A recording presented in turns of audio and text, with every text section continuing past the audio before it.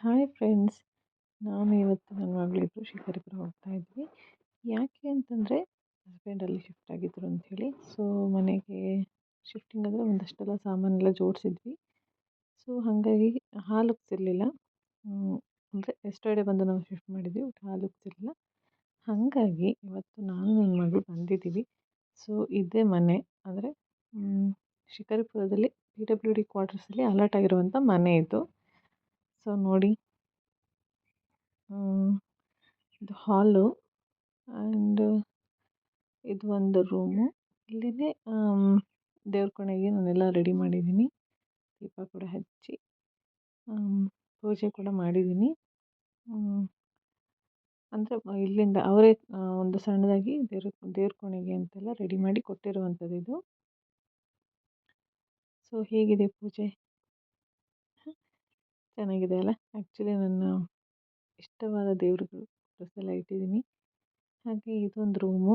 Actually husband ಟಿವಿನ ಇಲ್ಲಿ ಇಟ್ಕೊಂಡಿದ್ದಾರೆ ಈಗ ಸದ್ಯಕ್ಕೆ. ಸೊ ನೆಕ್ಸ್ಟ್ ಬಂದರೆ ಇದು ನಮ್ಮ ಡಿಪಾರ್ಟ್ಮೆಂಟು, ಅಂದರೆ ಕಿಚನ್. ಸೊ ಇಲ್ಲಿ ನೋಡಿ, ಬೇಕಾದಷ್ಟೇ ಅಂದರೆ ಬೇಕಾಗಿರುವಂಥ ಐಟಮ್ಸ್ ಅಷ್ಟೇ ಇದೆ, ಜಾಸ್ತಿ ಏನೂ ತಂದಿಲ್ಲ ಇನ್ನು. ಸೊ ಅಂದರೆ ಅವರೊಬ್ಬರೇ ಇರ್ತಾರೆ ಅಂತ ಹೇಳಿ ಇಷ್ಟೇ ಮಾಡಿದ್ದೀನಿ. ನಾನು ಆಗಾಗ ಬಂದು ಹೋಗ್ತಾ ಇರ್ತೀನಿ. ಸೊ ಇದು ಹಿಂದ್ಗಡೆಯಿಂದ ವ್ಯೂ ಕಾಣಿಸುವಂಥದ್ದು. ಎದುರುಗಡೆ ಕೂಡ ಒಂದು ಕ್ವಾರ್ಟರ್ಸ್ ಕಾಣಿಸುತ್ತೆ, ಫುಲ್ ಗ್ರೀನ್ರಿ. ತುಂಬಾ ಇಷ್ಟ ಆಯಿತು ನನಗೆ ಆ್ಯಕ್ಚುಲಿ ಈ ಮನೆ. ಸೊ ಹಸ್ಬೆಂಡು ಟಿವಿ ನೋಡ್ತಾ ಇದ್ರು, ಕರೆದೆ ಪೂಜೆ ಮಾಡಿ ಅಂತ ಮಾಡ್ತಾ ಇದ್ದಾರೆ. ಮಗಳು ಆ್ಯಕ್ಚುಲಿ ಹೊರಗಡೆ ಆಟಾಡ್ತಾ ಇದ್ಲು. ಸೊ ಅವಳಿಗೆ ಈಗ ಹಾಲು ಉಕ್ಸೋ ಟೈಮಲ್ಲಿ ಬಾ ಅಂತ ಹೇಳಿ ಫೋರ್ಸ್ ಮಾಡಿ ಕರ್ಕೊಂಬಂದೆ. ಸೊ ಹಾಲು ಉಕ್ಸೋಕ್ಕೆ ಅಂತ. ಸೊ ಹಾಲು ಇಟ್ಟಿದ್ದೀನಿ ಕಾಯೋದಕ್ಕೆ ಅಂತ ಹೇಳಿ.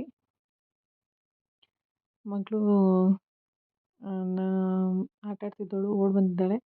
ಓಡಿ ಬಂದು ಬಿಸ್ಕೆಟ್ ತಿಂತಾ ಇದ್ಲು, ಅವರಪ್ಪ ಬಿಸ್ಕೆಟ್ ಕೊಟ್ಟಿದ್ರು ಅಂತ. ಈಗ ಸಕ್ಕರೆ ಹಾಕಲಿಕ್ಕೆ ಅಂಥೇಳಿ ನೋಡ್ತಾ ಇದ್ದಾಳೆ, ಸಕ್ಕರೆ ಹೆಂಗೆ ಹಾಕಲಿ ಏನು ಅಂಥೇಳಿ.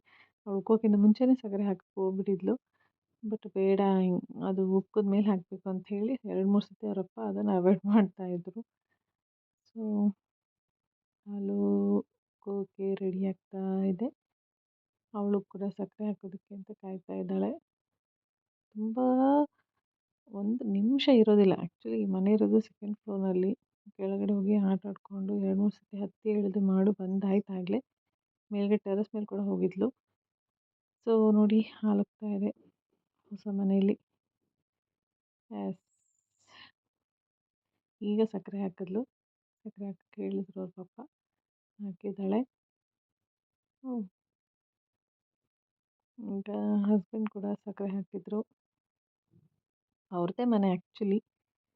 ಸಕ್ಕರೆ ಹಾಕಿದ್ರು. ಸೊ ನಾನು ಕೂಡ ಇಸ್ಕೊಂಡು ಸ್ವಲ್ಪ ಸಕ್ಕರೆನ ಹಾಕಿದೆ.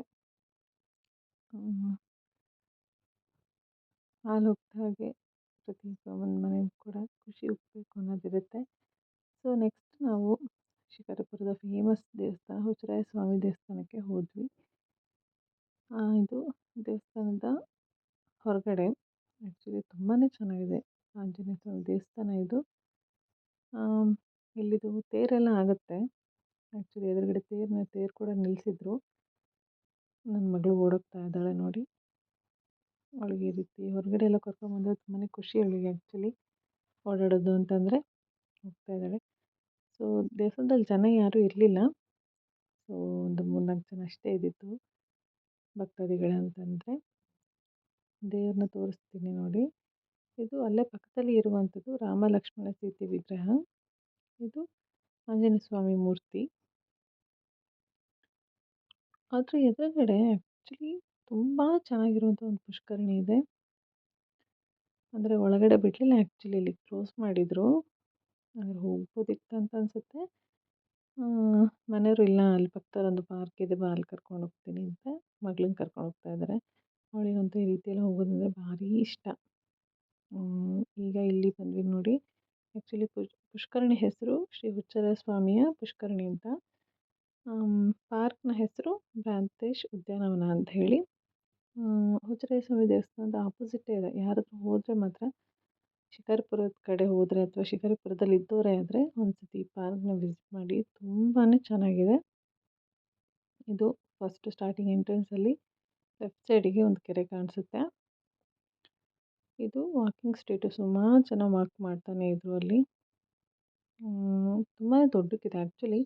ವಾಕಿಂಗ್ ಸ್ಟ್ರೀಟ್ ಅಂತ ನೋಡೋದಾದ್ರೆ ನಾವು ಈ ಕೆರೆ ಎಷ್ಟು ದೊಡ್ಡ ಕಾಣಿಸುತ್ತಲ್ಲ ಅದ್ರ ಸುತ್ತಲೂ ಕೂಡ ವಾಕಿಂಗ್ ಮಾಡೋದಕ್ಕೆ ಅಂಥೇಳಿ ಒಂದು ಫುಟ್ಪಾತ್ ಟೈಪ್ ಮಾಡಿದ್ದಾರೆ. ತುಂಬಾ ಚೆನ್ನಾಗಿದೆ ಆ್ಯಕ್ಚುಲಿ, ನಂಗೆ ತುಂಬಾ ಇಷ್ಟ ಆಯಿತು.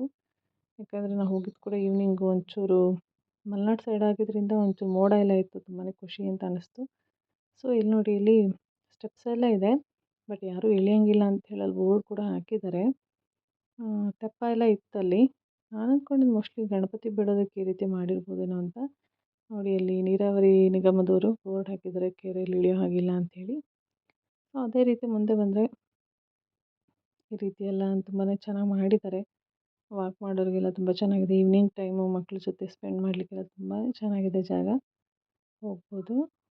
ಹಾಗೆ ಇಲ್ಲಿ ಮುಂದಕ್ಕೆ ಹೋಗ್ತಾ ಇದ್ದರೆ ಒಳಗಡೆ ಒಂದು ಹಾಫ್ ಕಿಲೋಮೀಟ್ರ್ ಅಲ್ಲ, ಅದಕ್ಕಿಂತ ಒಂಚೂರು ಬೇಗನೆ ಸಿಗುತ್ತೆ. ಈಶ್ವರನ ಒಂದು ವಿಗ್ರಹ ಇದೆ, ಈ ಥರದ್ದು ಸ್ಟ್ಯಾಚು ಮಾಡಿದ್ದಾರೆ. ನಾನು ಅಂದ್ಕೊಂಡೆ ಇದು ಶಿವಮೊಗ್ಗದಲ್ಲಿರುವಂಥ ಹರಕೆ ದೇವಸ್ಥಾನದ್ದು ಕೂಡ ಇದೇ ರೀತಿ ಇದೆ ಈಶ್ವರದ್ದು ಮೂರ್ತಿ. ಸೊ ಅದೇ ರೀತಿ ಇದರಲ್ಲಿ ಮಾಡಿದ್ದಾರೆ ಇವರು ಕೂಡ. ತುಂಬಾ ಚೆನ್ನಾಗಿದೆ ಆ್ಯಕ್ಚುಲಿ, ನೋಡುವಂಥ ಪ್ಲೇಸ್ ಇದು. ಪಕ್ಕಕ್ಕೆಲ್ಲ ನವಿಲಿಂದು, ಜಿಂಕೆದು ಅದೆಲ್ಲ ಸ್ಟ್ಯಾಚುಗಳನ್ನ ಮಾಡಿಟ್ಟಿದ್ದಾರೆ.